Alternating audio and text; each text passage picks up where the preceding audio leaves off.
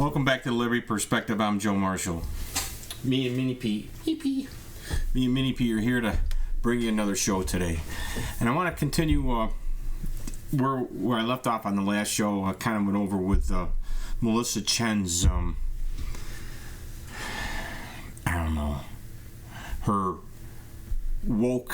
anti-wokeism, you know. She's what represents the new right. Is she, that movie was, or that show was, 5 years old or whatever, but still, I mean, these guys are all out there. The whole medical freedom movement, all these people that are supposedly coming to the defense of, I don't know what they're defending exactly, but they're coming out against the globalism. They're coming out against the world socialism or the illiberalism in defense of the liberalism. But what is that liberalism? I mean, what is it founded on? What is a liberal society? What are the civil liberties that they're protecting, that they're coming to the defense of? If the right, the conservative right, or the right-wing politics, the Republicans politics, nationalist politics, are they going to be in defense of our founding principles? No. Is the new right in defense of our founding principles? No. Is there anybody in contemporary politics that's going to defend or stand on the principle of our founding principles? No, there isn't. So if you're an American or a person who understands what America's founding principles are, the original idea of America as founding was and still is,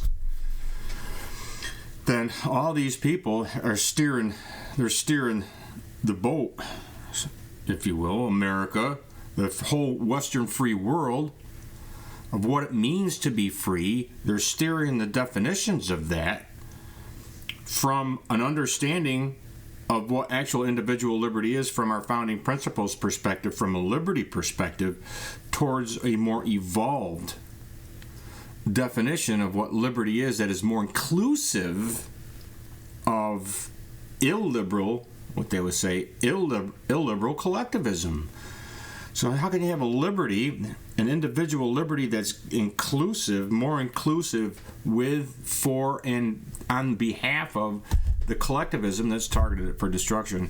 And this is where I am. This is where the new right is in contemporary politics today, not just in America, but really geopolitically worldwide. You know, they've come to see the collectivism of the right as the cure against the collectivism of the left. It's been that way since the French Revolution in many parts of the world. Europe, they don't even consider the fact that the real actual freedom and liberty of what our founding principles were. Americans aren't even taking that into consideration pretty much anymore, really. But I kind of wanted to take off from where we were on the last video. I didn't get through that whole video with Melissa Chen's, where she was going over her enlightenment, that she's defending the Enlightenment, which promotes the illiberalism that she says she's against, is where I'm basically coming from. And there's a conflict. There's an intrinsic conflict to everything that she's saying, at least from a liberty perspective. I mean, if you're coming from an academic perspective where everything is in the evolutionary dialectal or all that dumb shit, where there's possibly no truth and no truth can be arrived at, because as soon as you arrive at anything close to a truth, you have to come to another synthesis between that truth and whatever the thesis or antithesis is, truth becomes impossible.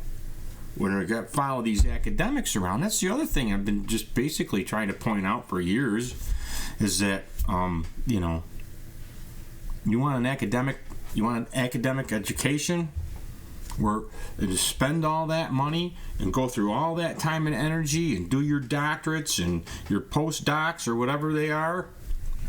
What's the race now? 7, 8, 9, 10 postdocs or whatever, right? You want to go down that road for what? Where the ultimate knowledge in all of that is that you can never really know anything. You can never really know anything. And that's what the evolutionary dialectal is all about, where truth gets thrown into the dialectal where it's literally impossible. Not just virtually, but literally impossible. It's what it is, the dialectal. It's like a volcano where you sacrifice everything that you know. Pragmatism comes out of the same dialectal where you don't let the perfect be the enemy of good, and that's what politics is. First thing you walk into the chambers in politics, the first thing you got to do is throw half of what you brought to the table away in order to be pragmatic, and in the pragmatism of not letting the perfect be the enemy of good here, man. Come on, let's compromise, right? In the synthesis. But anyways, that's kind of, in a nutshell, maybe it's just a bunch of words I'm throwing up there, but I don't think it's wrong either. I got a little bit more on this Michelle Chen's. I just kind of want to close this out on Melissa Chen's, sorry, not Michelle. It's Melissa Chen's enlightenment video that we were going over. And basically that's where we are. See what she says here. So the fourth issue with why the Enlightenment project stalled is that there has been an alternative model that emerged. One of them is called liberal democracy. So liberalism has been on the rise around the world. Every single freedom indicator in the last 10 years has actually declined. I find this very sad. And this is just some data that shows that global democracy is also liberalism and democracy, two different things, right? Liberalism is more of an issue of civil liberties. How free are people to do the things that they're entitled to? Democracy is just one person, one vote, and that people vote their government in. So, one man, one vote. I mean, I don't know if you've ever been in as a state employee. When I worked in the Department of Corrections, they always, whenever our contracts would come up, the union would always pass all these things out. They always wanted this one man, one vote thing. It's a union thing. One man, one vote, democracy, one man, one vote. Like she said, democracy, right? You saw the previous slide. Liberalism is actually on the rise. And now this is the democracy index. It looks like in the last 10 years, democracy is on the decline. So while in the past years, the declines in freedom were generally concentrated among autocracies and dictatorships that simply went from bad to worse. In 2016, the scary trend is that it was actually established democracies, countries that were used to be rated free, that are sliding back. So free countries are now accounting for a larger share of the countries with declines than at any time in the past decade. And nearly 1/4 of those countries registering declines in freedom actually come from Europe. So we're looking at countries like Hungary. So we're looking at those countries registering declines in freedom actually come from Europe. So we're looking at countries like Hungary. Hungary registering a decline in freedom. In what context? I don't know. I'm going to be getting into a little bit more about what happened in Hungary when we get more into how which is the spawn out of this. This is just kind of the beginning of where I'm going to in the next few shows. And the whole mass vaccination trials from polio. When you've got, Sabin, you got Salk, you got the guy by the name of Mikhail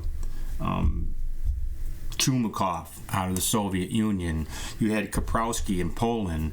You had all these Eastern Bloc Soviet scientists, founders of virology, if you will, and zootonic jumps. These are all the people that put all this stuff together, and they utilized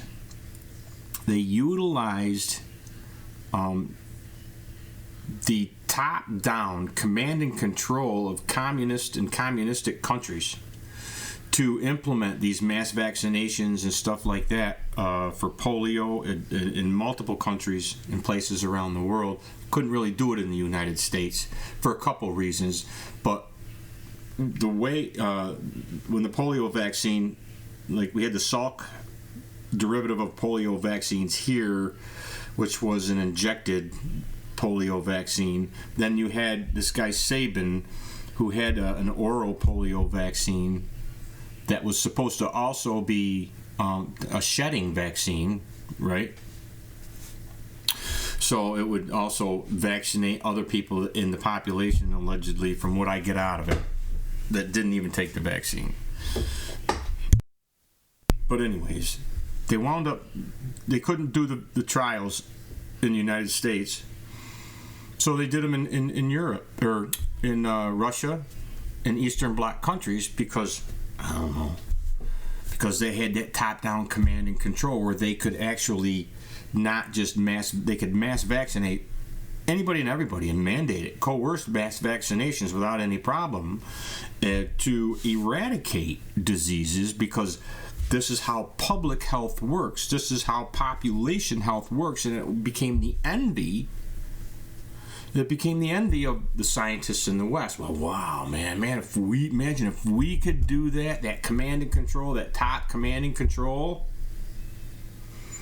in our public health and have our population health, not be so worried about the individual and individual rights and liberty, or anything that would later came out of the World War II.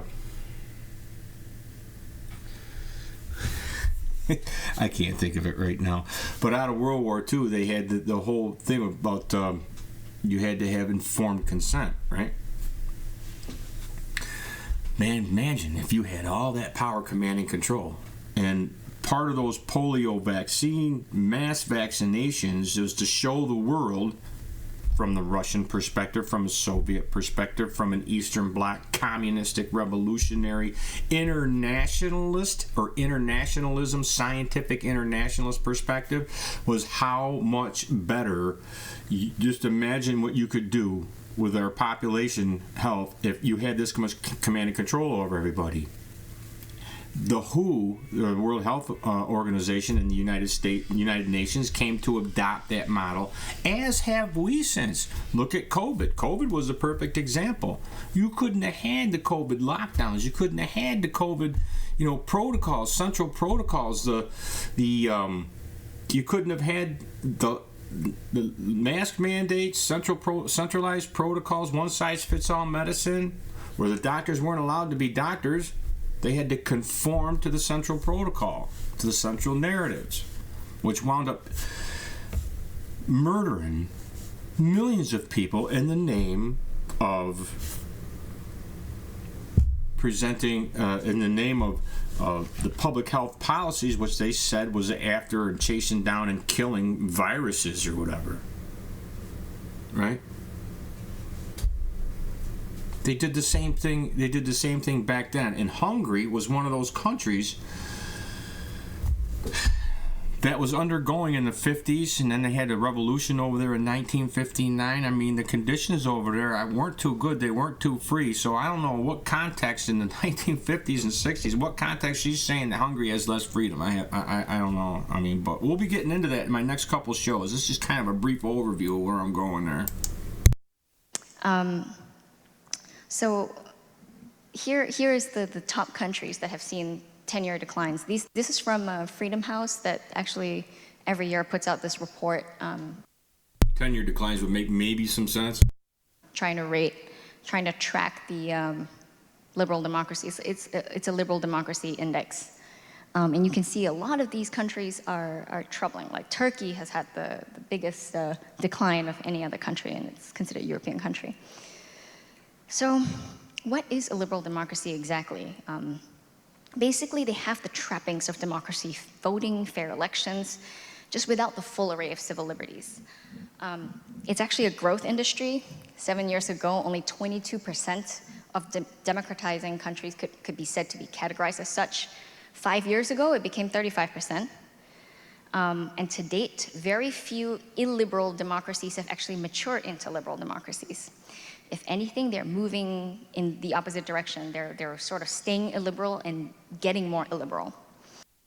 It might be a good time to ask is what Melissa Chen and those old leftists that are now the right wing, are they aiding and abetting that? Are they preventing that? Are they slowing that down? They're coming out as if they're in defense against that. They're defending our liberalism and our civil liberties against this. I don't know.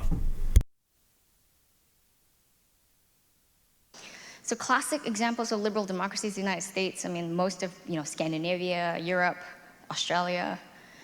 And you have illiberal democracies like Russia. Turkey is a very textbook case now. And my home country of Singapore, where we do vote for the government, but we don't vote for our president. That was recent. But you also don't have these, luxuries of freedom of speech. The liberal autocracy, that's a unicorn because you can't really have high civil liberties, but it's rare to really find a place that guarantees civil liberties for people, but you can't vote for the government. This is why democracy is a path to liberalism, right?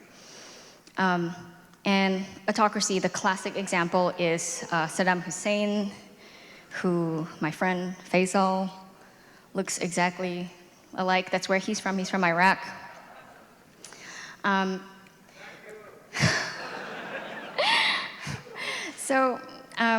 Here, and the fifth problem also with the Enlightenment is why it's stalling, is that it's actually losing support. And this is very troubling. It's like, in tsunami systems now, or like earthquake systems, they're developing. She said the Enlightenment is losing support. Not individualism, the Enlightenment. These early tsunami warning systems. And I think one of the early warning systems that democracy isn't really, it's on the decline, is that it's actually losing support. So people, from all these countries that are benefiting from it, it's actually losing support. So it's on the decline, is that it's actually losing support. So people, from all these countries that are benefiting from it in the West, young people no longer support. And I think now are like earthquake systems, they're developing these early tsunami warning systems. And I think one of the early warning systems that democracy isn't really, it's on the decline, is that it's actually losing support. Democracy is on the decline. So people, from all these countries that are benefiting from it in the West, young people no longer support the idea of democracy. That's not something that actually they care about, and that's a problem. And then you have this issue. Just this year alone, even last year, you've had issues like the Middlebury College protests, Berkeley, especially Berkeley, which is on fire every now and then because somebody they don't like is. I feel a Brett Weinstein mention coming up. Speaking there, or Evergreen State University, where Brett Weinstein, a professor, was. Basically forced to, he resigned and actually won a huge settlement against the university. But these trends are not isolated. They seem to be happening far more frequently. Nearly half of the millennials actually polled in this was done by University of Chicago. It says that they asked, should colleges limit the freedom of speech in extreme cases? So what is extreme cases? It was actually... We can limit this freedom of speech in extreme cases. Well, if they're in academia, they don't go by our freedom of speech. They don't protect the speech that's protected in our Constitution, the freedom of expression that's protected as an individual right. If you're in academia and you understand everything from the more progressive collectivist human rights perspective, then that freedom of expression is just with anything else is going to have limits. It's going to have limits that, if when it comes time to act against the central plan or against the central planners and what they have decided is best for the collective,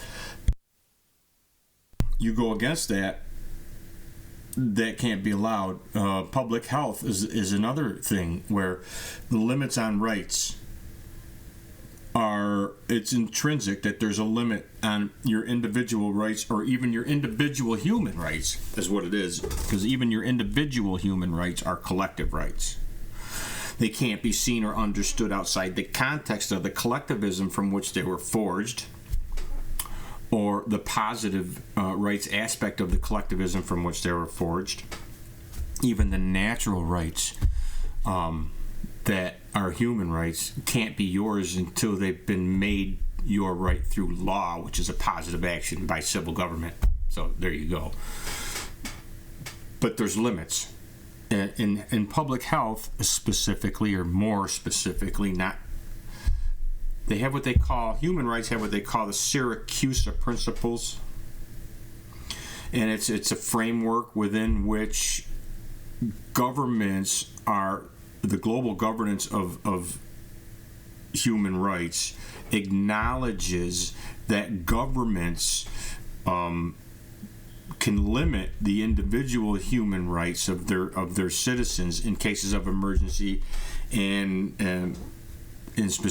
more specifically for public health emergencies. Slurs, racial slurs, or any other slur, or other intentionally offensive language and costumes that stereotype certain racial and ethnic groups. So costume. So basically, if you wore an Indian outfit or a taco outfit, you could be one of those who millennials actually support restricting the free speech of. So, my question is, can we actually turn the tide? The reason why I thought it was important to identify, what's stalling the Enlightenment project is so that we can answer, can we save it? Because I think it's worth saving, and I immigrated here because I thought this was the place that I would be able to experience the full panoply of a liberal democracy. In order to really assess the prospects of a new Enlightenment, or at least saving the last one, I think we need to understand more clearly the Enlightenment.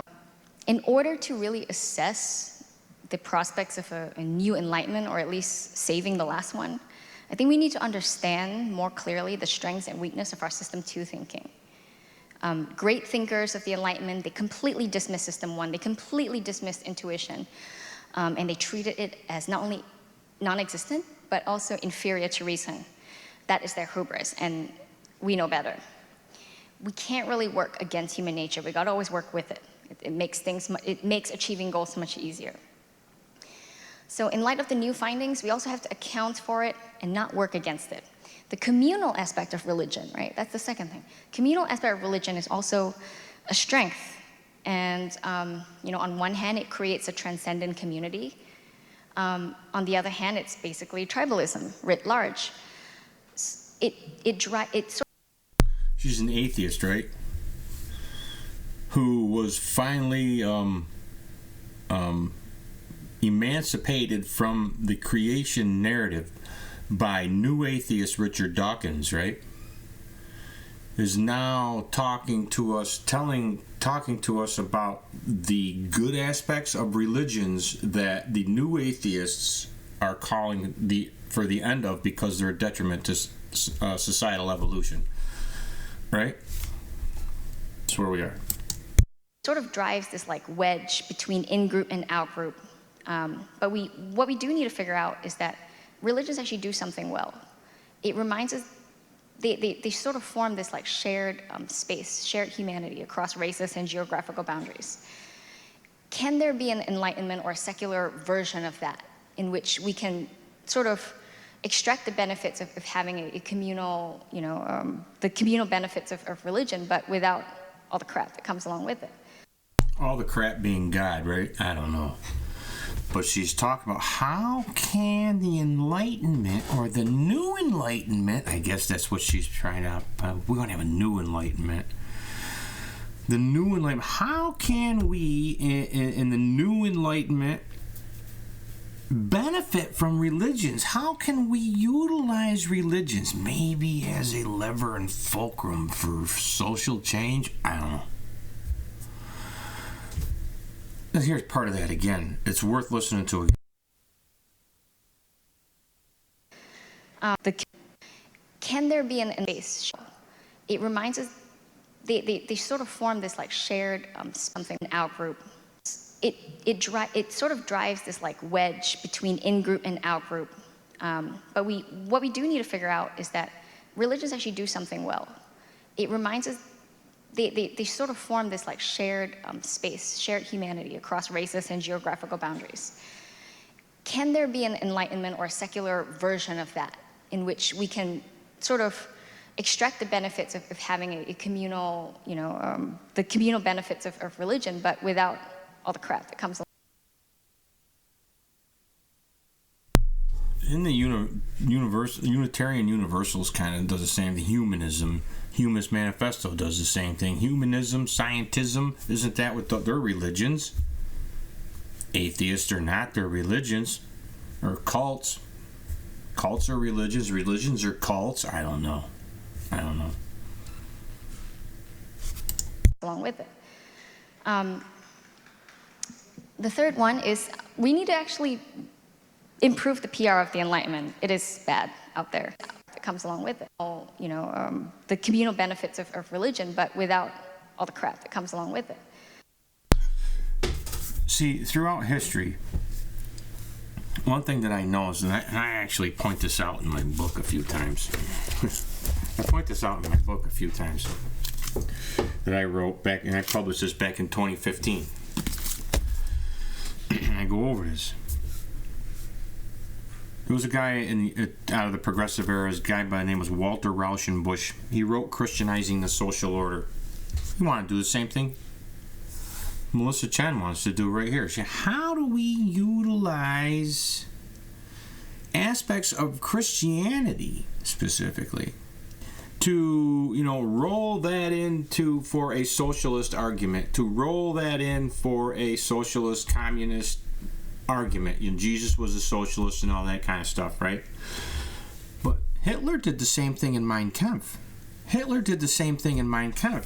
He wanted to utilize, and this is, and that association between Christianity and Hitler is still utilized by a lot of these communists and stuff, and communist doctrine and socialist doctrine, where they associate Christianity with the right, with Hitler, with fascism, and right-wing politics are all associated as one. In Mein Kampf, he talks, he asks the question, this is just, what I remember, and I've got it documented in my book, is he wanted to know with religions, and how does Hitler's fascism, would the Nazis be able to utilize Christianity to benefit not God, but to benefit nationalism as nationalism? And he says right in there, he says, how do we get Christianity and religion in general is what gives people something that is bigger than themselves, for which they can want to live and die for. Something to live and die for that's bigger than themselves. The idea, what can we get people to want to live and die for that's bigger than themselves? Nationalism, Nazism, communism, the new communist man, or the new Nazi man with all the propaganda and everything rolled into that. Give them something bigger than themselves to live and die for. And that's how you utilize religions for the benefit of whatever collectivism that you're spewing. Her atheism, she says that she's trying to, Melissa Chen is trying to save the Enlightenment, or bring in a new Enlightenment in its place, that will push back against the Enlightenment of illiberal societies, which is the same atheism, which is the same evolutionary, Darwinism, which is the same secular philosophies. So I don't get it. What she's wants to defend the liberal Enlightenment, against the illiberal Enlightenment. So it's basically what we have here is a limited spectrum of debate within an Enlightenment that, regardless in what place you stand in it, has also targeted our individual rights and liberty, our founding republic, for destruction outside a couple people that they say are also part of the Enlightenment, like Adams and John Locke. All right, I don't know, but that's just to point that out. What she's talking about, utilizing religions for the benefit of preserving or creating a new Enlightenment. Hitler did the same thing. Guys like Walter Rauschenbusch did the same thing in the progressive era. It's been done before. How do we utilize religions to create a secular society?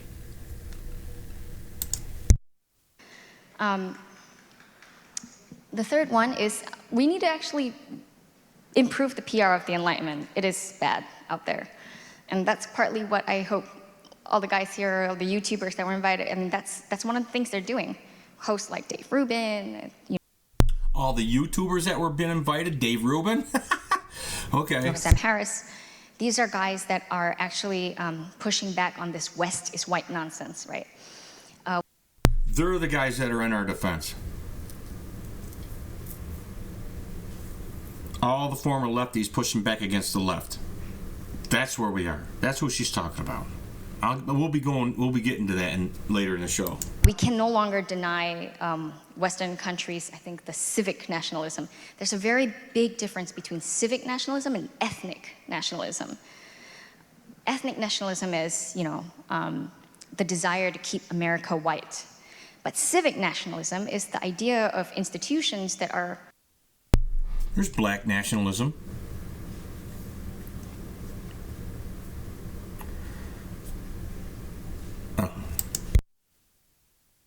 Are formed from Enlightenment values, and that we cannot be ashamed of those values, because what happens when America is ashamed of those values to countries like the ones...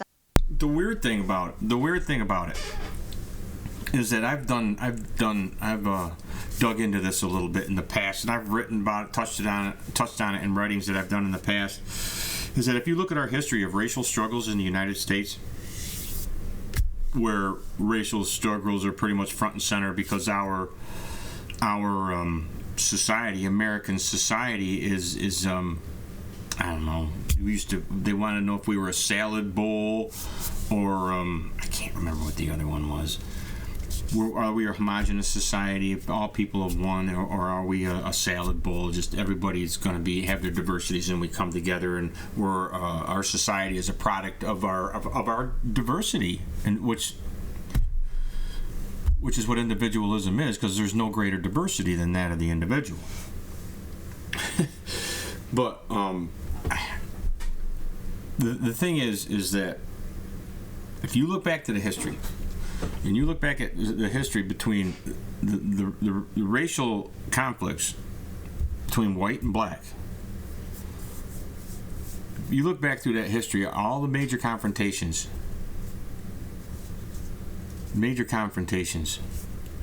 even the KKK,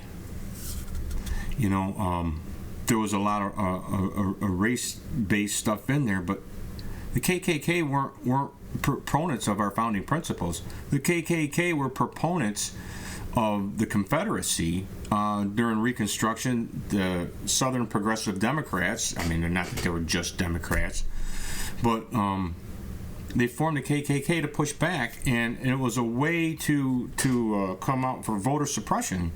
Voter suppression was their main thing. And they were progressives pushing back against. They were still at war with our Constitution. And suppressing the votes of the Republican votes back then. The Republicans represented the Republic of the North against the Confederacy of the South that was trying to pull away, and that was what the Civil War was, right? So you had the KKK out there, going around lynching people,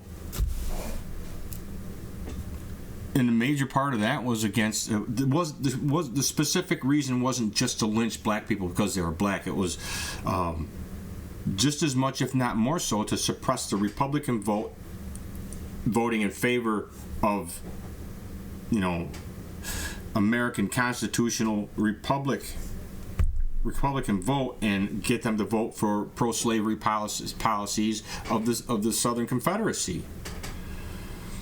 You know, more than even Tuskegee. Tuskegee had reports out that showed that, you know, a third or more of the people that they lynched were white Republicans, or scallywags, or other, you know, people that the KKK didn't like. You know. But if you look back through our history, a lot of the different, even the recent Unite the Right, and you know, throughout history, you look and see, you get to the bottom of it, and you're going to see a contention between collectivist left and collectivist right politics. You're going to see a contention between communists and nationalists. You're going to see a contention between communists and anarchists and fascists and nationalists. As the two collectivisms fight each other,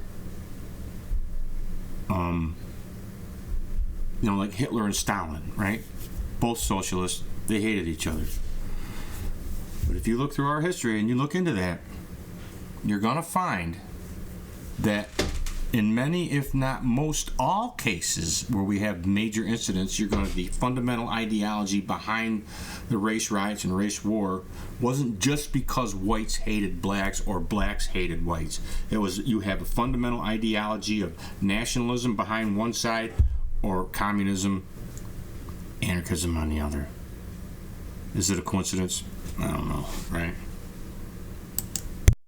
I grew up in, where now, you know, authoritarian governments can say, aha, you see, like, even the West doesn't defend those systems anymore. Why should we? Why should we even go there? The failures, you know, authoritarian governments can say, aha, could not be ashamed of those values because white.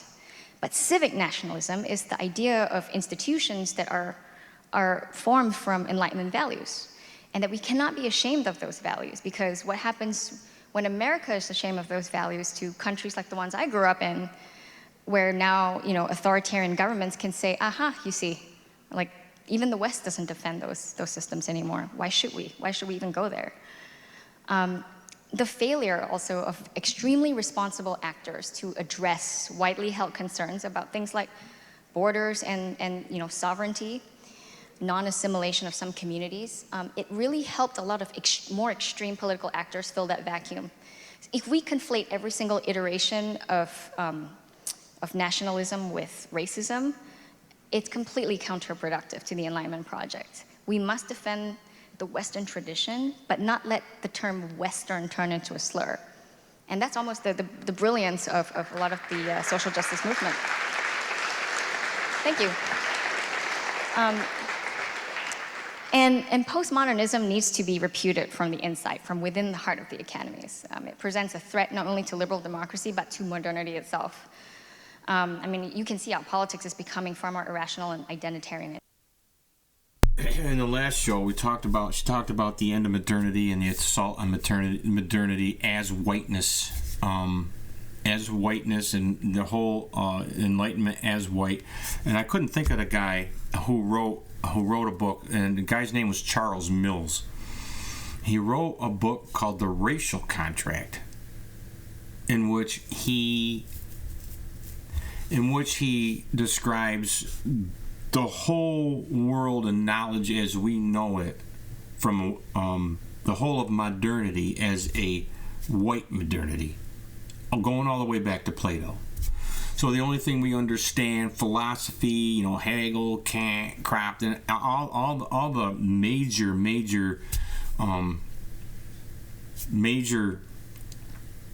Enlightenment heroes, left, right, center, anarchist, doesn't matter, are all white, pretty much, is what this guy Charles Mills said.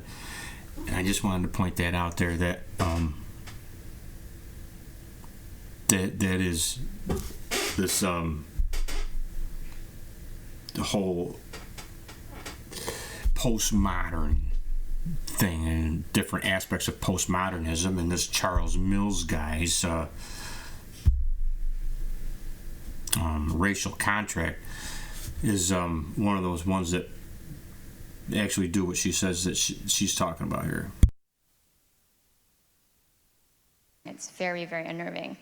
I mean, we can retain the postmodernist film and everything. I think the art, in my opinion alone, the art needs to go.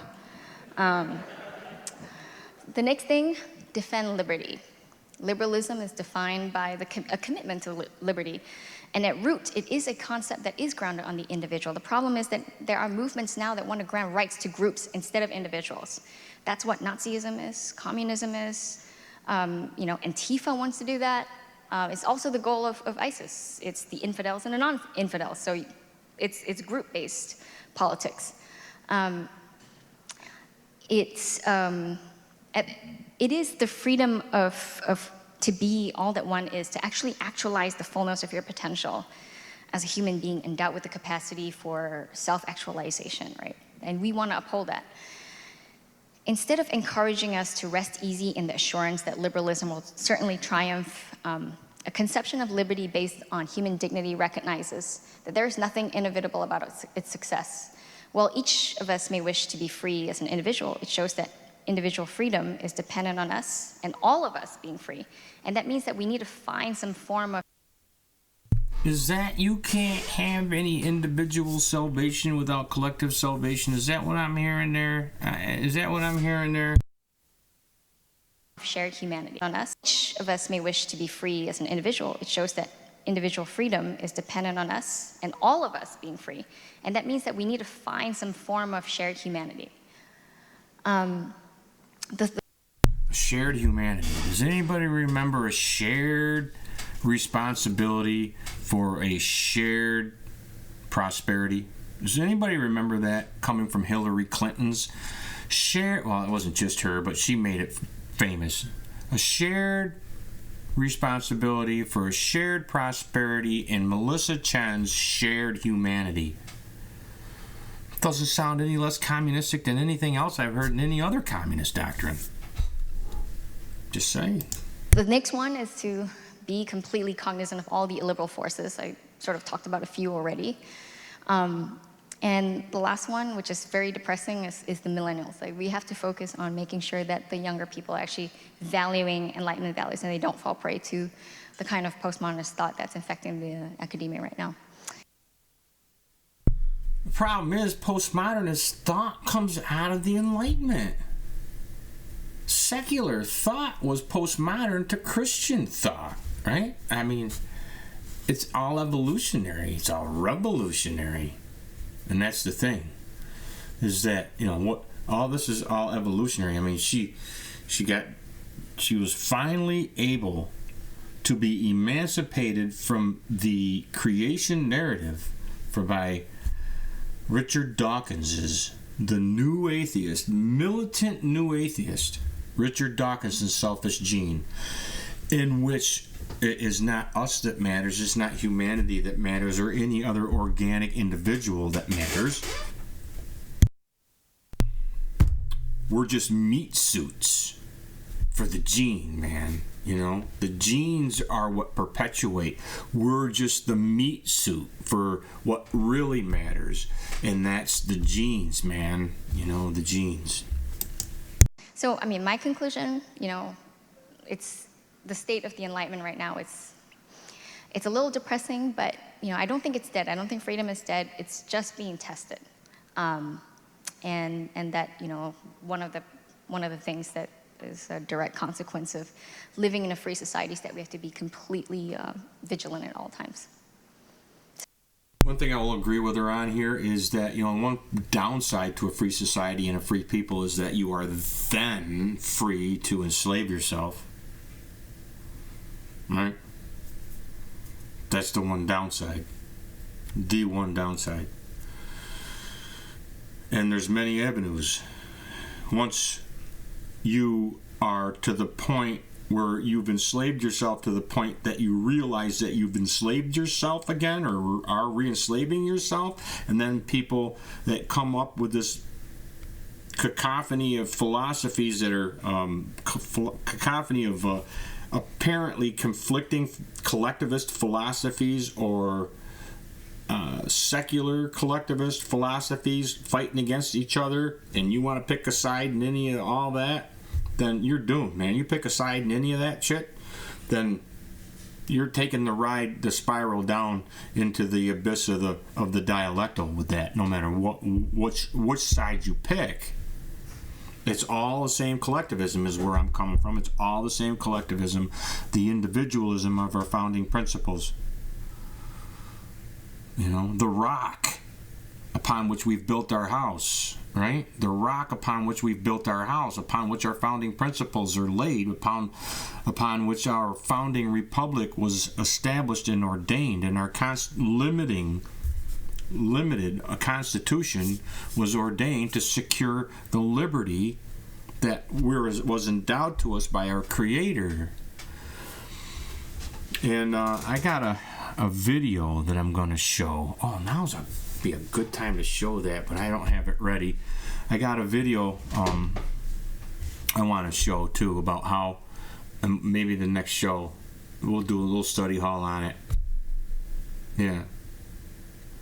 How the whole the alienable rights of the Humanist Manifesto versus the unalienable rights of our Constitution, and just using the word unalienable or unalienable, even pronouncing it as unalienable, they're saying is like a dog whistle for believing in God. And so all the free thinkers, which is just another term for atheists, I guess, the free thinkers or the freedom from religion societies don't want the word. They're probably going to go to get the word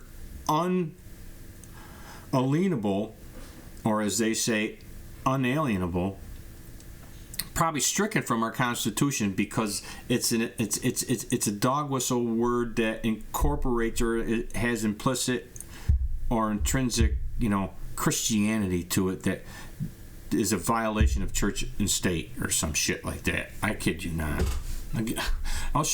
We'll do a study hall on it. Mark Kulak brought my attention to that freaking video, and shout out to him for doing that. Appreciate it, over at Housatonic.live. So that's the end of my talk. Thank you. Thank you. I'm going to stay up here for a second. Anyways, that's pretty much her show there that I just wanted to go over. And that was from 8 years ago. I said it was from 5 years ago. It looked like it's from 8 years ago. But this is she's coming from any place different today. She's got popular with the whole anti-woke movement. There's a lot of guys in the anti-woke movement, as we'll be getting into later in this show, as I want to get down to it. But it all ties in. And that's kind of my point with going over the show, going over that speech that Melissa Chen was doing. Because I want to point out the consistency, the ties, to use a word, to use one of their own words against them here is, boy, I can't think of the freaking word now. That ties everything, the intersectionality, okay? There's a consistent web that has many strands, or wheels that have many spokes, and there's a lot of different spokes on the same collectivist wheel that's running us over. Secularism is just part of that. It's part of collectivism at large. Now even in our founding principles, you don't have to believe in God, but a lot of these people today are putting it out there like that freedom from religion society, saying that the word unalienable or unalienable is the way I've been saying that it means, is an implicit dog whistle for a state-sponsored religion of Christianity. But our founding principles also, it's intrinsic to our founding principles that You don't have to believe in God. There's no religious, check to that. It's endowed by our Creator. Our Declaration of Independence does endowed by God. It says endowed by our Creator. It could be nature or nature's God. Could be nature or nature's God. So you don't have to be a Christian or any other religion to have your rights given to you by God. It's not the point. It's that they're endowed by your Creator, be it nature or nature's God. And that's where I'm coming. We should all be on the same side with this. And that isn't what they're all doing. That isn't what they're all doing. We could all live in the same free society if we're endowed by our Creator. But if there's no such thing as a Creator, if we didn't come from nature, or if nature itself came from evolution and the evolutionary processes, secular evolutionary processes, I don't know, maybe that's a road we can go down into and dig into a little bit more and kick that around. But to say that you have to believe in God in order for the unalienable rights in our Declaration of Independence that are secured in our Constitution, in order for that to be effective, that you have to be a Christian or believe in God, that's just revolutionary fodder. That's all that is. But anyways, of this atheism and evolution and the enlightenment of Melissa Chen, they all tie into the same revolution that's been going on at large, not just in America, but throughout the world. This whole internationalism thing, the whole big push. There was a book out there called Fire in the Minds of Men. Can't remember the author of it right now. It's not in the minds of men, but it's Fire in the Minds of Men. And it kind of explains the history of all this revolutionary history. Really interesting book. One of these days maybe we'll go over some of that too. But I've got in here that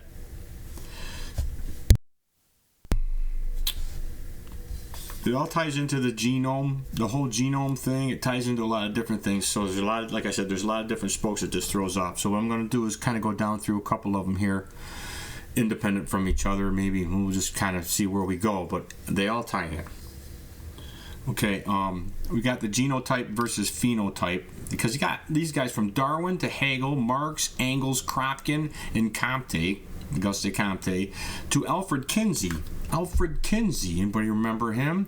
Havelock Ellis, Herbert Spencer, Robert Trivers, one of the new atheists, right? Pinker, another new atheist. Stephen Gould, see, like the punctuated equilibrium guy, right? Where evolution doesn't happen just gradually; it happens in leaps and bounds, or punctuated equilibrium. What do they call it? Punctuated equilibrialism, or some shit like that. Punctuated something. We'll get to that. We're going to kind of go over it here in a minute. But anyways, you got all these guys. You got Margaret Sanger, Pete Singer. All these guys are evolutionary biologists, evolutionary zoologists, evolutionary, anarchists. Havelock Ellis. Anybody remember Havelock Ellis? He was one of the Fabian socialists, the guy who spawned the sexual revolution. Crazy. Him and John Maynard Keynes and Havelock Ellis and what was it? Pete Singer. He's the guy who said basically our evolutionary ethics.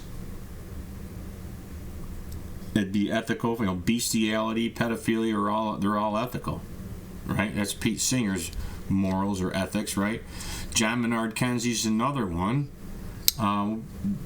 He's another one that's sexual depravity and all kinds of things traveling around the world. Havelock Ellis and Margaret Sanger. Margaret Sanger's all the progressive collectivism and anarchism that she pushed. I mean, Richard Dawkins, Brett and Eric Weinstein, all evolutionary. Naomi Wolf and Melissa Chen. She's all evolutionary. She's all, Naomi Wolf. She's a full-blown leftist, progressive. That's now full-blown, supposedly right-wing medical freedom, right? She's on, she had a Edge profile, Edge like EDGE, I think it was that. Some profile of all these different scientists and science minds and stuff of the world, the evolution, so we can put them all in a room and ask them questions that they're asking themselves or some shit. And they had all these preeminent elite minds, and they were all sponsored by Jeffrey Epstein. Right, they're all hooked up with that. You know, that's just another thing where the Jeffrey Epstein whole scenario kind of plays into this too. Because all these different intellectuals, they all had pushing all this revolutionary shit, that the enlightenment of secular social revolution and collectivist revolution. They're all being funded by this Jeffrey Epstein through Edge group. We're going to get into them. Naomi Wolf was one of them. Naomi Wolf was right in there with them. The Clinton Foundation's push for global oxygen justice. You know, all the same captured academia, all the same evolution, and all the same overarching collectivism. That's just what I'm saying. It's all the same shit. All the same malevolent show. And then the Human Genome Project is a big part of that. Internationalism in science, the human genome, you know, because one of the main things about evolution and secular evolutionary understanding, even up to transhumanism, right? Eugenics. Not only are we in evolution, not only is there biodiversity that we need to protect and secure, we need to direct that evolution in the future, you know, to correct all nature and all God's mistakes. Right? Eventually, that's where it leads. You're not just protecting that evolution and biodiversity.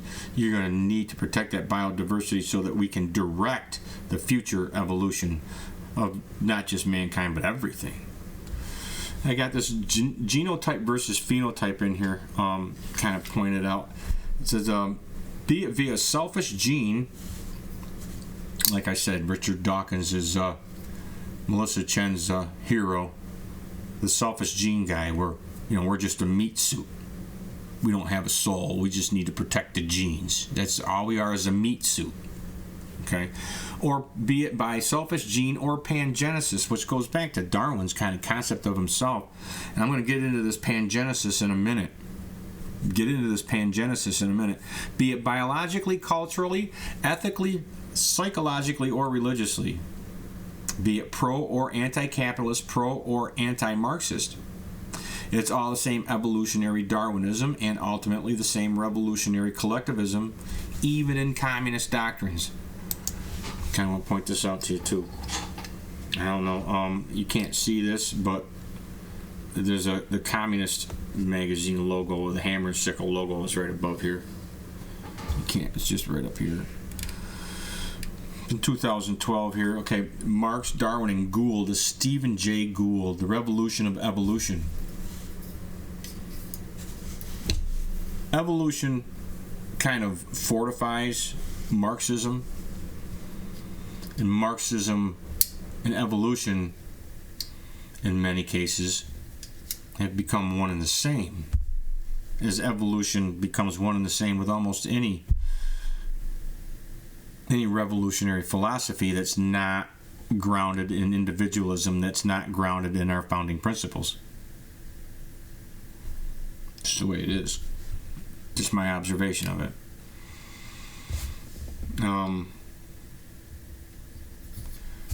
It says, the theory of evolution presented a major revolution in modern science, forever changing how we viewed the natural world and our place in it. This article, we look at how the theory of evolution has been developed since Darwin's time and the insights offered by the philosophy of Marxism.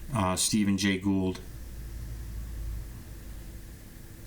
Here it is. 10 years ago, the great paleontologist and evolutionary biologist, Stephen Jay Gould, died in New York.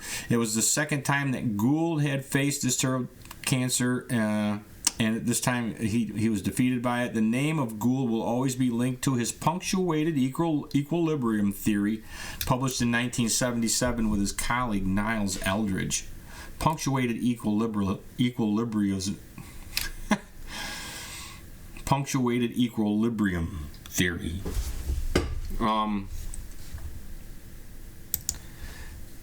Punctuated equilibrium. I don't know if Gould is actually associated with some of these social Darwinists or not, but his punctuated equilibrium, Marxists will tie into that punctuated equilibrium because, in a nutshell, from what I gather, is that gradualism, or genes and evolution through our individual genes, and slowly, gradually, over billions of years, or whatever,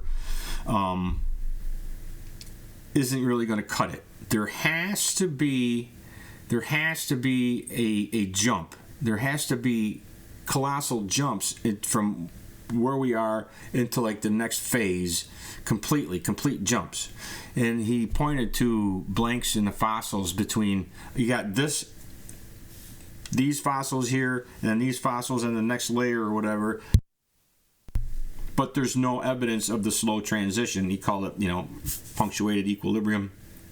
But Marxists and other social revolutionists, you can't have just gradual revolution, man. There's got to be punctuated equilibrium in there, where you just go out there and your stormtroopers go in or whatever, and they just make shit happen. Or you have the dictatorship of the proletariat. The workers of the world unite, and you have the dictatorship of the proletariat rise up, and you have social revolution. You have to tie it all to social revolution. It's all tied to social revolution. Punctuated equilibrium is social revolution, kind of, and they're vice versa. That's kind of where I'm...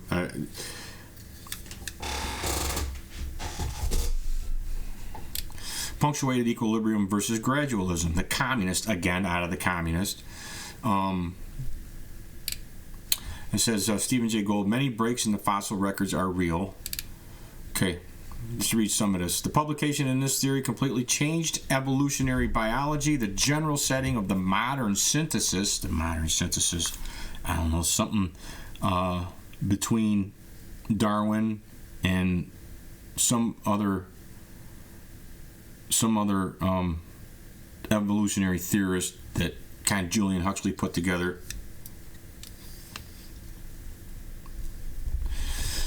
But anyways, the name given to the traditional paradigm of evolutionary biology since 1930 was totally shattered. The theory of punctuated equilibria did not break with the basic core of Darwinian evolution. Dialectal materialism, which is socialism, sets out from the idea that matter, the ultimate basis of our understanding, is always in motion, in a state of change. However, changes do not take place gradually, but as a result of slow accumulation in quantity that at a certain point produces a quantitative leap. It boils over, bam, you have revolution. It's got to apply socially. You got to remember that the science has to match the social, or the science has to be in compliance to the social, right? For all its greatness, there are two main weaknesses on the origin. First of all, Darwin maintained an ambiguous explanation of how species arise. In fact, Darwin explained that a population of individuals selected by natural selection became a new species by slow, constant, imperceptible changes. Darwin admitted that the geographic separation of small groups from the population could play a role in creating new species, but only marginally. That's not going to play well into revolutionaries, is it? The narrative for revolutionaries. The gradualist view of evolution was influenced by the general ideology of gradualism. Gramsci was another one, slow walk across culture kind of shit. He was a gradualist. Fabian socialists were gradualists, right?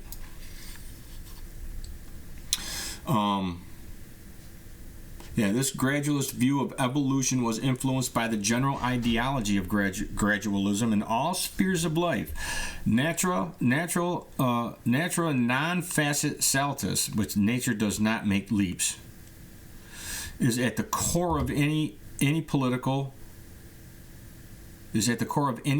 social, cultural, and scientific thinking in all epochs that attempts to deny the possibility of changing society. In other words, if you like capitalism, they say, well, you can only accept gradual evolutionary things if you're a capitalist because you want to keep capitalism. You're not going to accept the leaps and bounds out of capitalism into socialism. The second problem was that Darwin, in setting up his theory, did not know exactly how the characteristics were transmitted to the next generation. Darwin, setting up his theory, did not know exactly how the characteristics were transmitted into the next generation, but he had this pangenesis thing. Maybe we'll get into that in a minute. Without the giant leap forward represented by the theory of evolution, it would not be possible to understand the relationships between all of the planet's phyla and our own history. Got to relate it to the social, to the human.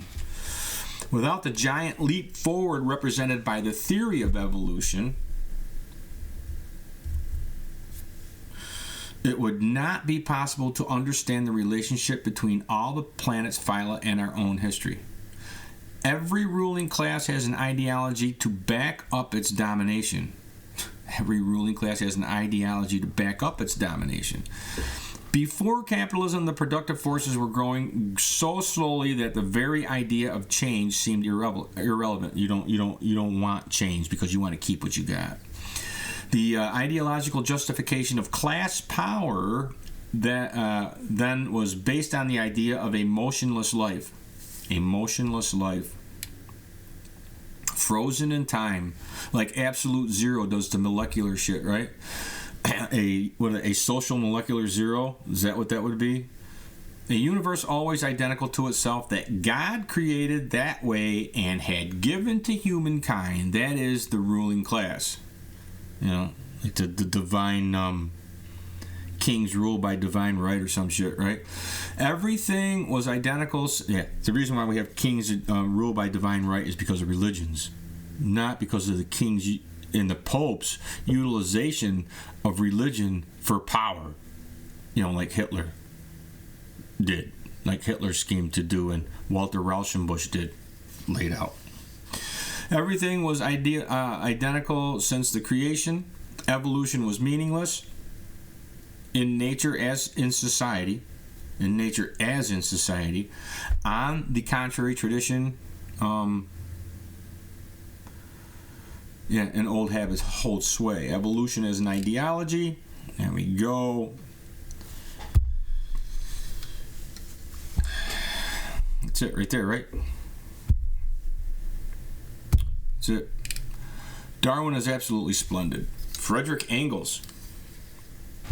The emerging capitalist class, in its struggle against the old ruling class, used the identical weapons of individualism, personal ambition, and merit. Can't have a merit, a society based on merit. It's you can't do that. You can't have any merit-based society. Where were we? They deserve to rule because they were better. Or American exceptionalism. They like to point that out too. But Americans weren't exceptional. American exceptionalism, that's it, that whole theory.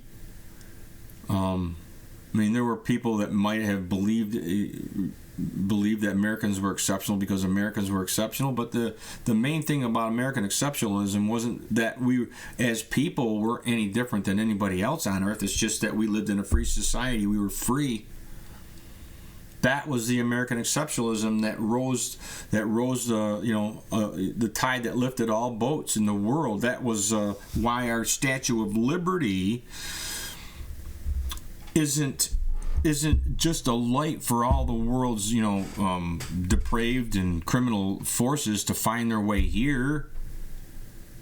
The The Statue of Liberty is carrying the torch of American liberty, American exceptionalism, which was the freedom in which we lived, to the world. She's stepping off our shores, carrying the torch of liberty to the world. American exceptionalism is what led to the 5,000-year leap. I did a show on the 5,000-year leap. If there's anybody that even gives a shit about what our actual founding principles are in the context of, from the perspective of our founding principles and from the perspective of a liberty perspective, the 5,000-year leap is a critical read. It's a critical read. There are few to none that remain who understand, very few who remain, who understand what our founding principles are and what the idea of America was, so that we can pass that idea and pass that torch of liberty down to the next generation. The next generations, what are they learning about what that liberty is, about what our founding principles are, except from what are they learning about it, other than from, of course, the critical curricula and critical theory and critical consciousness based on the tenets of the revolution that's targeting them for destruction. This is where we are. This is why I think this show and the work that I've been doing and putting out there is important. That's the only reason why I'm doing it. It's the only reason why I'm doing it. That, and I have a grandson now. What kind of world are we going to leave for him? Well, things being the way they are, they won't be able to say, at least I didn't do something.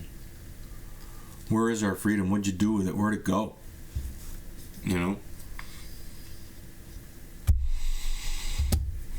According to bourgeois outlook, by pursuing his own interest in an individual becomes better and improves society as a whole. Competition is good for everyone. Yeah, competition. Competition in business is good. Innovation, all that. Everything. Actual, real innovation. You know what I mean? Competition improves society. That's the only thing is, in the very beginning of my book when I wrote it, is that, okay, you can read all this collectivist doctrine, you can read all this, dive into this collectivist philosophies, you could say, well, this ain't really all that bad if you're understanding it from the perspective of that philosophy. If you're, saturated in the propaganda of that philosophy, but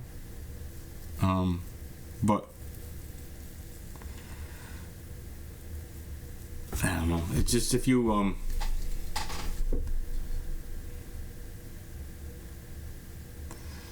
according to the bourgeois outlook, by pursuing his own interests, an individual becomes better and improves. Is our society, I asked at the beginning of that book, is our society, and this is a choice you need to make, we all need to make, if we're going to understand this, what are we fighting for or fighting against here? Is our society the product of a free and enterprising people? Or are we all we are, all who we are, and all what we have a product of society? And therefore we are enslaved and indebted to that to that society. We have duties owed back for the everything that we are and that we have. That's where we are. Do we see our society as the end result of a free and enterprising people? Or are all the people the end result of a coercive society? You can't have people be the result of a free society. A free society can only be a result of a free people. It can't go both ways. But anyways, the idea of the struggle for life, as we noted, was not borrowed by the bourgeois ideologists from the naturalists, but it was the other way around. It was the ideological outlet of the bourgeois that was imposed, that's capitalist, by the way, in short, that was imposed on the naturalists.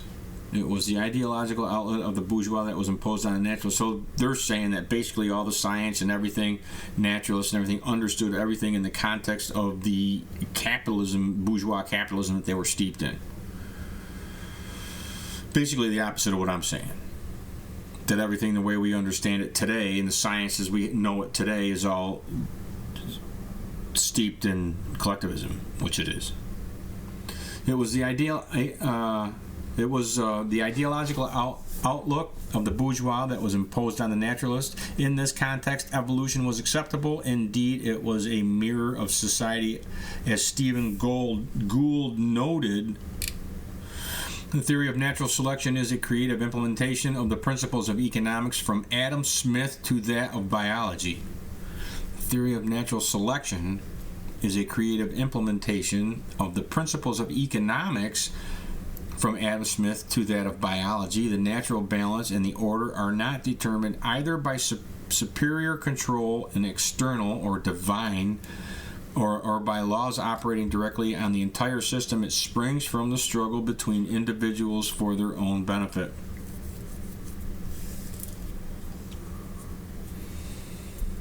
Thus, competition produces a progressive, gradual improvement of society. It's the tide that lifts all boats, right? What a marvelous propaganda tool for this rising capitalist class. In fact, it is remarkable to see how quickly Marx and Engels grasped both the importance of Darwin and his limits. For Marx and Engels, it was obvious that gradualism has nothing to do with evolution. Well, it couldn't if you're a Marxist. Can't wait around for the revolution to happen gradually, man. Because everything naturally applies socially. Punctuated equilibrium. This is where I'm going. A revolution in biology. The view of evolution based on gradual change in the gene frequencies was used to push the idea that everything is determined by genes. Determinist, right? Social differences, poverty, unemployment, illiteracy, and so on. The view of evolution based on gradual changes in the gene frequencies was used to push the idea that everything is determined by genes. Social differences, poverty, unemployment, illiteracy, and so on. Rich people do better because they are the fittest to rule, just like the survivor species in nature. So it became an evolutionary justification for our society was social Darwinism and survival of the fittest. That became the champion narrative for capitalism out of the evolutionary. Now, do we want an evolutionary defense of free enterprise? Do we want an evolutionary defense of our founding principles? I don't think so, right? As Engels pointed out many years ago, science proceeds in a dialectal manner. This is dialectal shit. Dialectal and evolution, it's all part and parcel, right? The ruling class cannot accept this. Can't accept it. As dialectics means revolution. Dialectics means revolution. In nature as in society, and this is where I'm going, this whole philosophy. Whether it's biological freaking genetics, genomics, it all plays into the social. If you find a justification for an evolutionary, revolutionary science, it justifies the social, the same in social. The same revolution, it justifies the same evolution, revolution in society. Because ultimately that's what we are. That's what it all exists to push the evolution of humanity towards its end goal. if you look into the doctrine, that doctrine itself says that we're pushing the evolution of the society of mankind towards that single global human organism in the end, you know? Single global human organism, like some giant beehive or ant colony or something, where we have one queen or one table of planners, central planners, that runs everything. Right? The theory of punctuated equilibrium. Punctuated equilibria giving a fundamental importance to sudden change that is to revolution, without the Stephen Gould's theory of punctuated equilibria. Without it, Marxists can't really have any.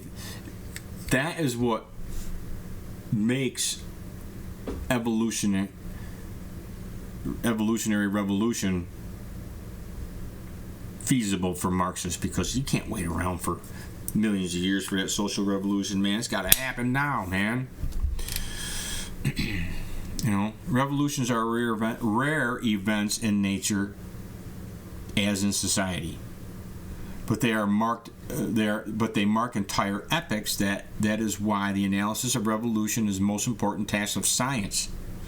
Whether we were talking about the earth, the animals, humankind, Stephen Jay Gould had the merit of understanding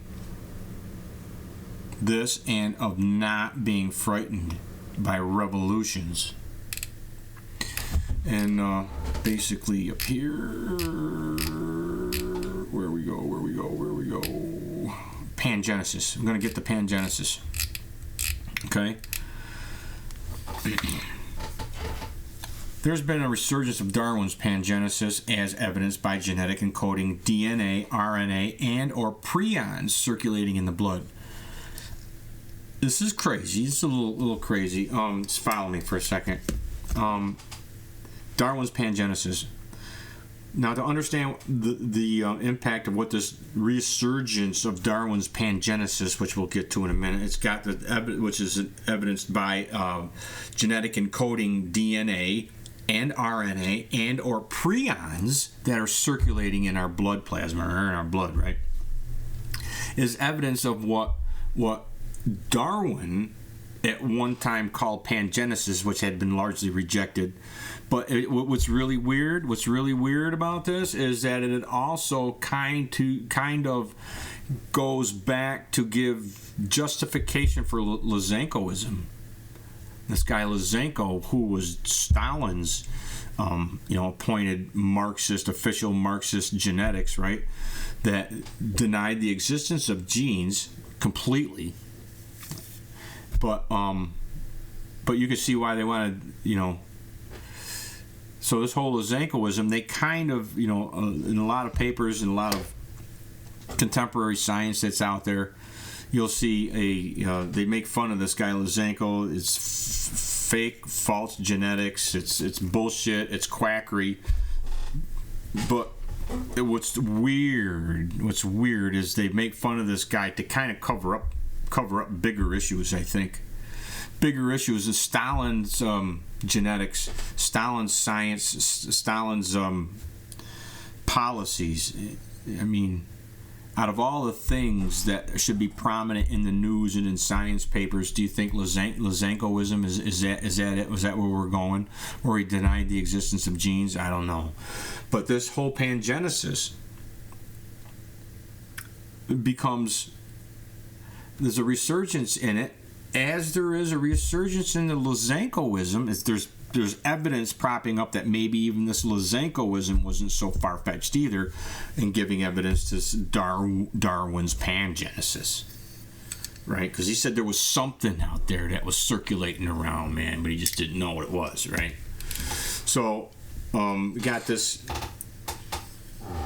article from 2008 here from Wiley Library. In and of itself says a lot about where this information is coming from, and I'll get into that in a minute too.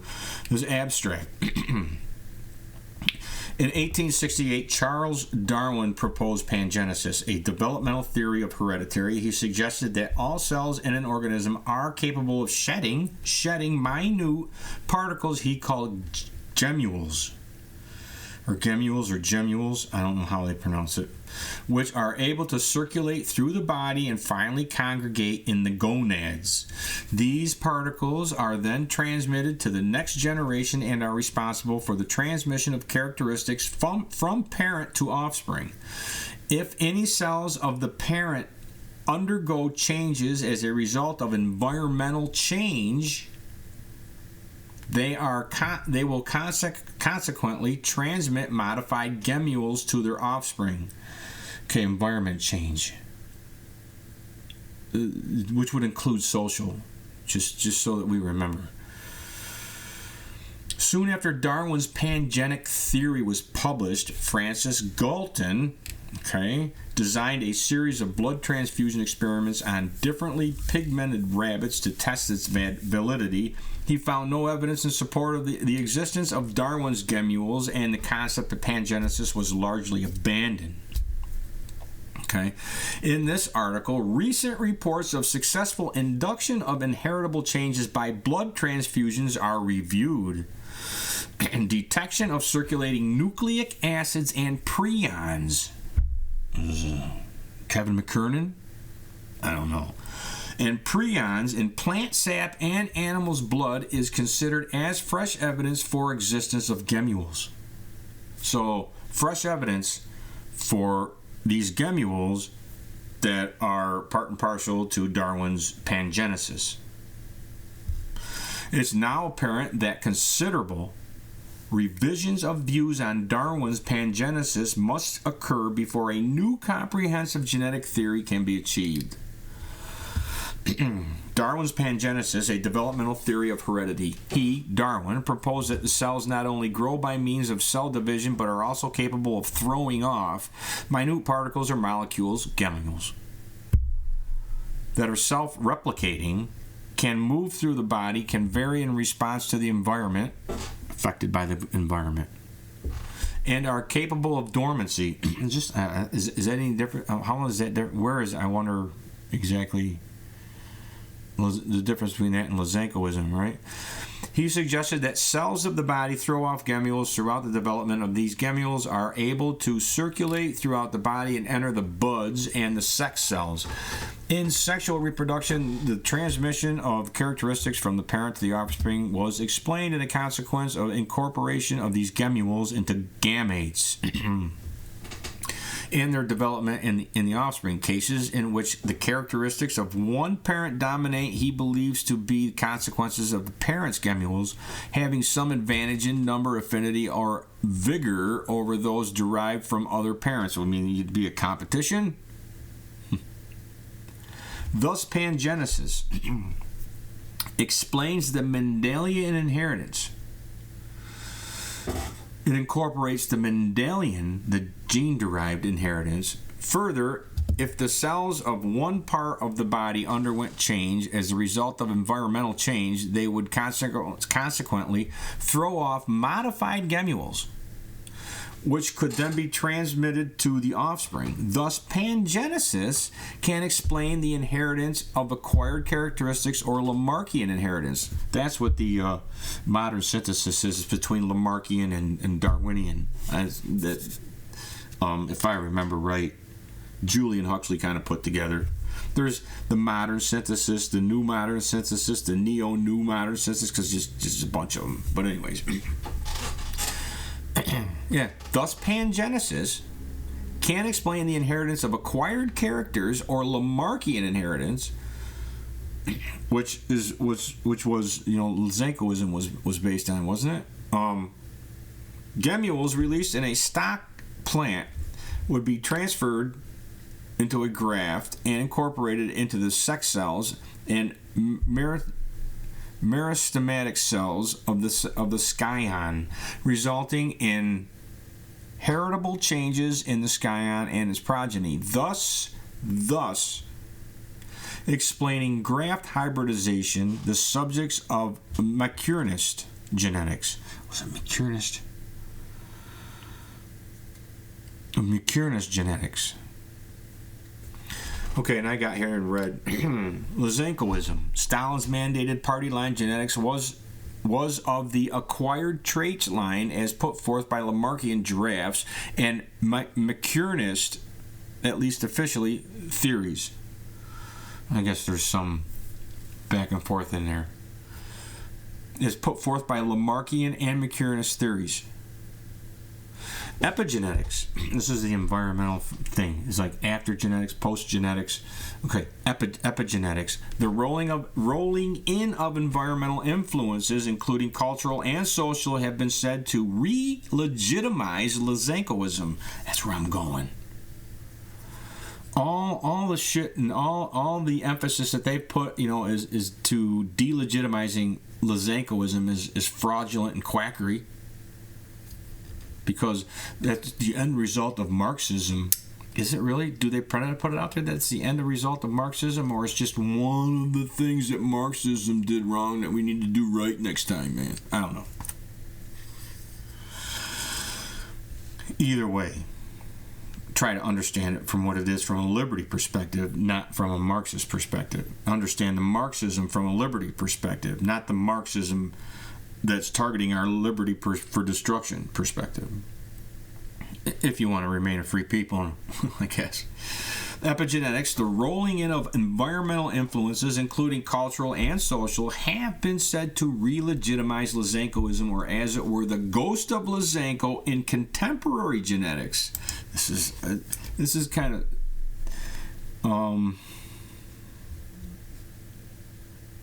yeah. But Russia's new Lysenkoism. This was written in 2017. Okay. The summary. Let's just read the summary real quick. During the late 1940s and 50s, a pseudo-scientific concept based on Marxist-Leninist ideology became internationally known as Lysenkoism. Lysenkoism was a neo-Lamarckian idea, like we just said, claiming that in crop plants such as wheat, environmental influences are heritable via cells in an organism. Another thing I want to point out about Lysenkoism, they blame the starvation of Lysenkoism, the famine that starved millions of people to death in Russia and in Ukraine, Eastern Bloc countries. They blame it on Lysenkoism, on his bad genetics of crop growth. But I'm telling you, there's a lot more going on in that time period than just Lysenko's genetics and crop failures. There was crazy the policies that the Russians were utilizing in implementing Lysenko's genetics in the crops, in the fields. It wasn't just his crops. It was the way they ran the farms. They were collectivized farms, and basically everybody who was working the farms were prisoners. In the case of a lot of them, including the kulaks and kulaks in the Ukraine, they were starved to death. Starved to death. Bringing prisoners in to work the farms. Getting rid of all the farmers that were there because they were too bourgeois. And starving people, millions and millions of people to death. To blame it just on Lysenkoism and this quack genetics is it flying cover for everything else that went on, over there. And they go into the 1950s and up into the 1950s and 60s. There's other shit that's going on there too that was killing a lot of people, including the mass vaccinations for different diseases. They were blaming a lot of different diseases. But, wouldn't diseases happen when there's mass starvation and mass, imprisonment and stress in society? And just horrid conditions that people were living in? As a rule of thumb, not just in the areas of war. I mean, which gave them excuse to utilize all different kinds of mass vaccination policies for this disease or that disease, including polio or encephalitis or something, right? just kind of rolling that into there. It's just my thing with this whole Lysenko, making a big deal out of Lysenko, kind of flies cover for anybody digging deeper and all the other shit that was going on at the same time. Now all of a sudden they're bringing it back. Well, maybe Lysenko was onto something, man. Maybe Stalin was onto something, right? Despite the triumphs of modern genetics. Wait a minute. Yeah.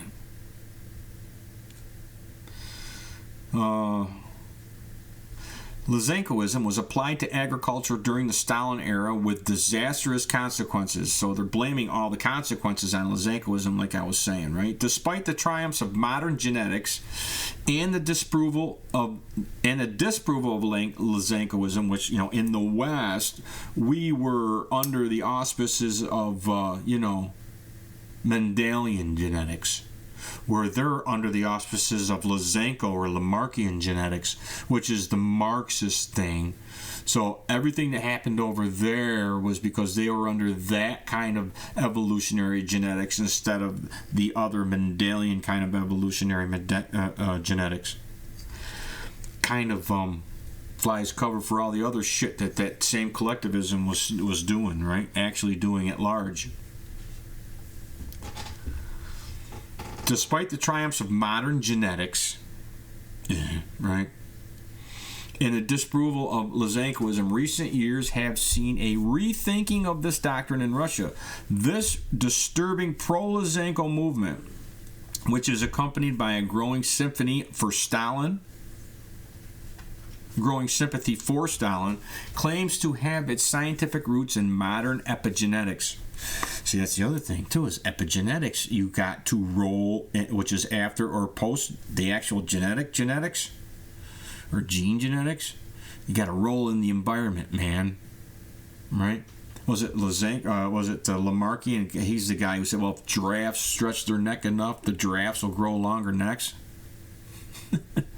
Well, we have Doberman pinschers that have been getting their ears snipped and their tails docked, and miniature schnauzers, they don't do it so much anymore. They do it in different dogs, different breeds. They clip their ears, snip their tails, cut off their dew claws. For how many hundreds of years have they been doing that? And you don't see dogs getting born with pre-snipped or pre-docked tails. I'm just wondering. It's just something to throw out there. Anyways, right, P? Right, P? Gotta roll you into this, kid. There you go. Okay. Yeah, this disturbing pro-Lysenko movement, which is accompanied by a growing sympathy for Stalin, claims to have its scientific roots in modern epigenetics, specifically the heredity of variation by mechanisms other than changes in DNA sequences. Based on recent research on the model plant, is a plant that is clear that Lysenkoism has nothing to do with heritable epigenetic modifications. Biologists should defend science against ideological and political interferences. But anyways, I just kind of point that out there, that this reemergence of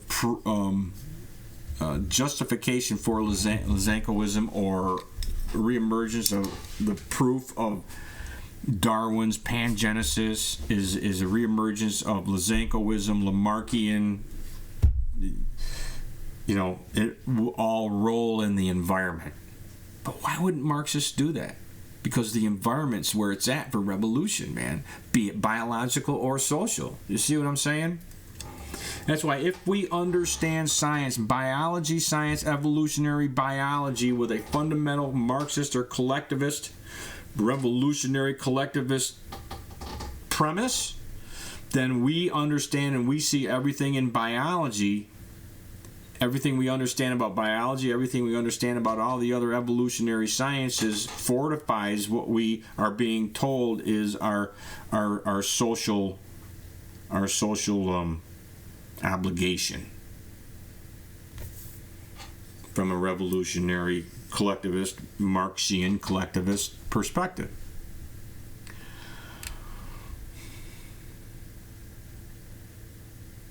I got about this Wiley library, that puts this out there. This Wiley library is online. Their whole mission. So what is it really about? The equitable global distribution of evolutionary central dogma narratives, global governance, and revolutionary tenets of collectivism, world socialism in particular.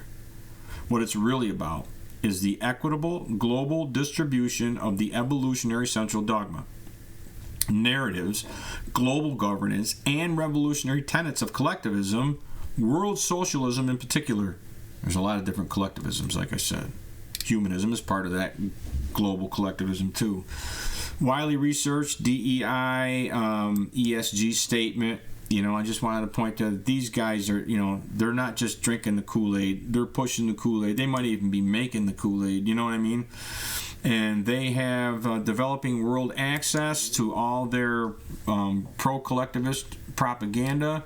And right here it says Wiley's partnership with Research for Life enables research from institutions in low middle income countries and locations to be published in open access by providing automatic waivers. Blah, blah, blah, blah, blah, blah. I just want you to see that Research for Life connection.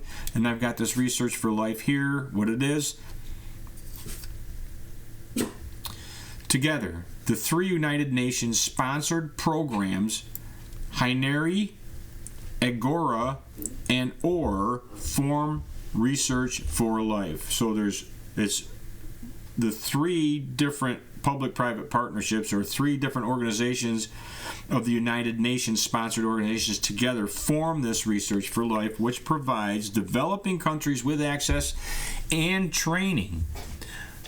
to and training for academic and professional peer-reviewed content online. We will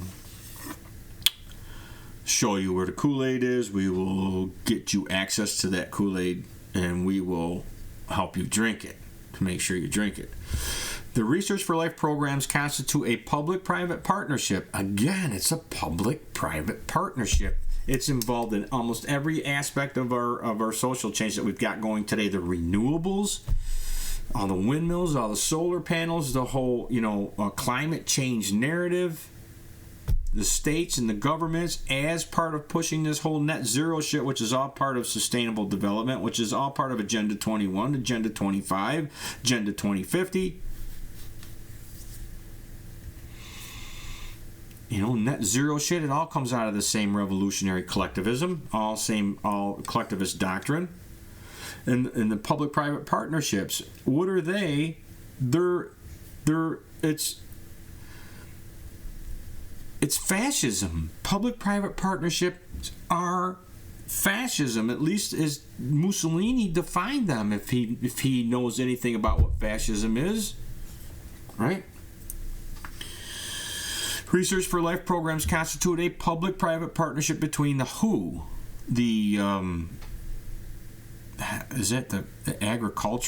farmer agricultural, I don't know, some NGO, national United Nations thing, and the UN environmental program, Cornell University and Yale universities. That's a public-private partnership. That's your four helix. Remember, and that's going over how this whole genetics thing applies to social evolution, and how everything we understand is we understand everything with a collectivist fundamental foundation to everything we understand, and everything that we're learning, and everything that we know eventually is seen. They give us the goggles through which we see everything from a collectivist perspective. We give us the ears through which we hear everything from a collectivist perspective. Our 5 senses, we realize the existence of from a collectivist perspective. Right?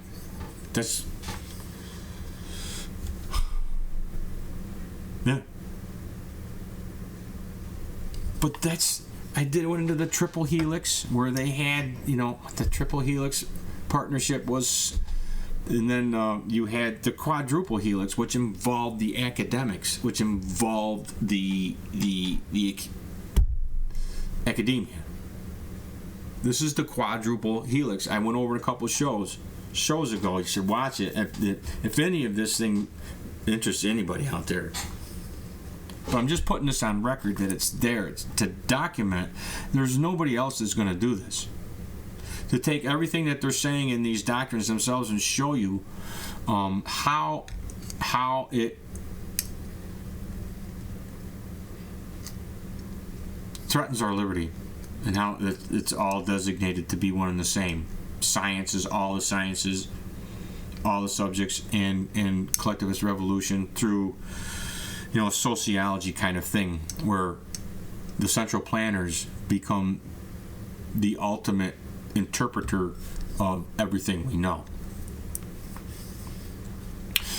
The partnership's goal is to contribute to the attainment of 6 of the UN's 8 millennial development goals. What?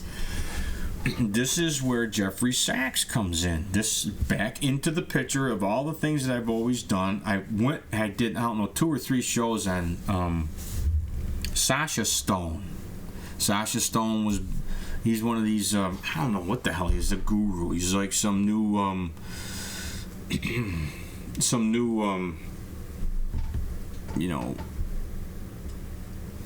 mystical guy out there, right? And he New Age, okay? He's a New Age guru. He's on the fringe of a lot of different things, from QAnon to anarchist movements against all the governments in the world, setting up his own utopias through which he gets everybody to surrender everything, including their property. And then part of that deal with Sasha Stone is that he was partnered with Jeffrey Sachs to initiate this United Nations 8 millennial goals, which turned into what is now known as the 17 United Nations Sustainable Development Goals. It's all the same shit. By reducing the gap in scientific knowledge between industrialized countries and the developing world. Hang on, weed. Hang on, kid. Hang on. Oh, wait a minute. Again. What's my kid? Here. I know. Dad is almost done here. She's extorting me again. She's not dumb. The connection between Melissa Chen and what she's doing on this whole evolutionary, when I was listening to that show, when I first was going to critique it for the last show I did, couldn't get past the first 20-30 seconds of that show without diving into a million things. And that's because everybody that she's mentioning, Richard Dawkins, all these different people, they're all evolutionary. Come here, kid. Come here. Oh, I know, baby girl. I know, we're almost done.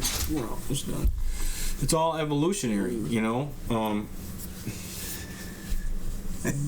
Look at her, though. She's mad at me. You mad at me? Oh, kid. Boy. You want to talk? You want to tell him? You want to give him your piece? Anyways, it's all evolutionary stuff. It all ties in.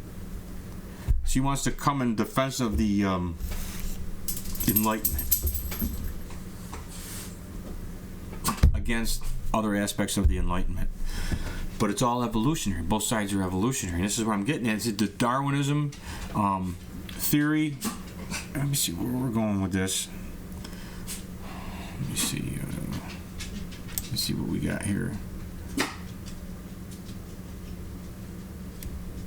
Yeah, I'm going to pick this up on another show. But just to kind of show you where this goes from here, though. I got these edge profiles too. I kind of mentioned them before on all these people that's involved. Richard Dawkins has an edge profile, right? He's a zoologist, just like Peter Daszak, right? Selfish gene. You can't see it, but that right there is edge. It says edge profile, but it's another one of these elite, quote unquote, academics that is part of the Epstein-funded freaking elite minds or whatever. But anyway, he had an edge profile. Just kind of go there. The New Atheist movement, New Atheists, basically they're... Richard Dawkins is one of the original, what they call the four horsemen of the New Atheism. But that was Melissa Chen's, main inspiration, who emancipated her from the creation story, right? Also, just to throw it out there, was another one of these new anti-woke, anti-communist New Atheists, was James Lindsay.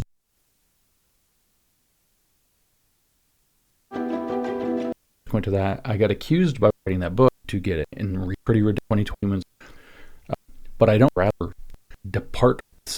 So, hey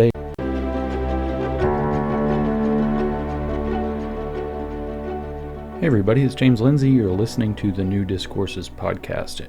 Today we're going to be casual. I want to talk about the New Atheist movement because the woke right is tied up with the Christian nationalists. There's a lot that gets played off of the New Atheist movement, so there's, as you might expect, a lot of wrong information out about the New Atheist movement and what it was. Now, here's where I have a weird situation. I was part of that. So I know it's not popular to have first-hand experience. He was part of it. James Lindsay. The negation of the negation guy that's pointing out all the communism and all the woke stuff out there, even in the woke right. Even in the anti-woke, I don't know. But he was one of them.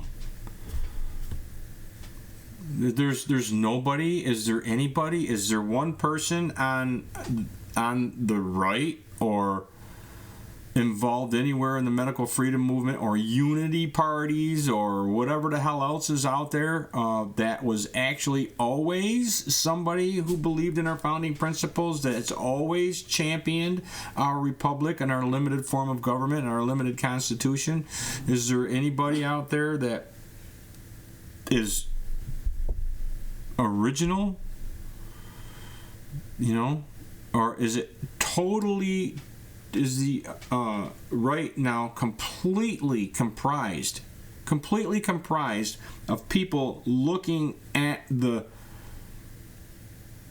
old left from a new left perspective, or then looking at the new left from a neo-new left perspective? None of which is going to take our founding principles and our founding republic and hold them with any... They're not going to give two shits about them. That's what I'm saying. These are the people that are fighting for us. They're not fighting for us. They're not fighting for our founding principles. They're not fighting for our founding principle or founding republic or any of our free society. They're fighting for the evolutionary collectivism or evolutionary processes that are born of the evolutionary collectivism, revolutionary collectivism that is in the end targeted our founding principles for destruction. That's where I'm at. I don't see any proof of anything other than that. It's Darwinism and critical theory. Now, from this point, Darwinism is going to play into evolution and evolutions and revolutions, and Darwinism is going to play into a lot. And I'm going to pick this up in my next show right here, where this whole evolutionary fits into collectivism and critical theory, critical race theory being just one aspect of critical theory, because critical theory incorporates anything and everything that's critical of the society targeted for destruction. Race is just one place, one fissure that they can drive a wedge into to make it even worse, But I just want to, I'm going to leave it at there for today for this show.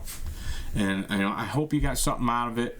I'm trying to show in these shows from a liberty perspective, in defense of our founding principles, in defense of our founding republic and our free society and the individual rights and liberty of us all, of everybody. You know, we're throwing it away. We're giving it. We're putting it in the hands of these people that are supposed to be.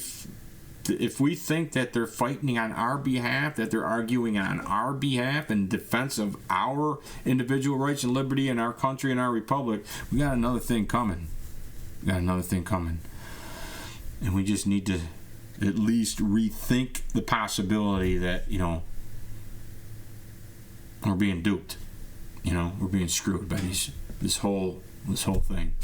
But anyways, I'm Joe Marshall. Thanks for stopping by The Liberty Perspective. Again, I hope you got something out of it. I got to take Minnie P for a walk, and we're out of here. Sun just came out, so we're going to go out and enjoy a few minutes before I head back out into the woods and get in my deer stand. Thank you very much for stopping by. See you the next time.